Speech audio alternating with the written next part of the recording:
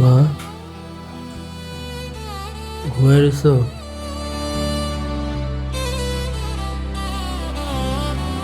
আমি আজকে চলে যেতেছি মা। সারাটা জীবন এত কষ্ট করে তুমি আমার আগলায় রাখছো। আমি তোমার নিজের সন্তান না, তারপরেও ছোটবেলা থেকে এই পর্যন্ত আমার বড় করছো। আজকে তুমি এত অসুস্থ, আমি খুব ভালো করে জানি তোমারে এরকম অসুস্থ অবস্থায় রেখে আমার যাওয়া উচিত হইতেছে না, কিন্তু কি করবো কও?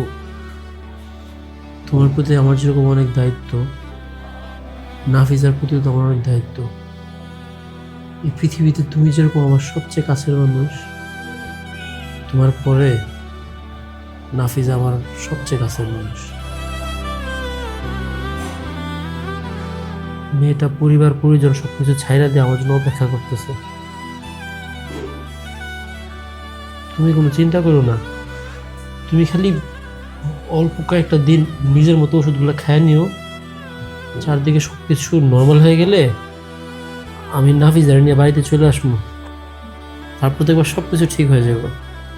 নাফিজা নিজের হাতে প্রতিদিন তোমাকে ওষুধ খাওয়াই দিব, তোমার অনেক যত্ন করব, সবকিছু ঠিক হয়ে যাবে।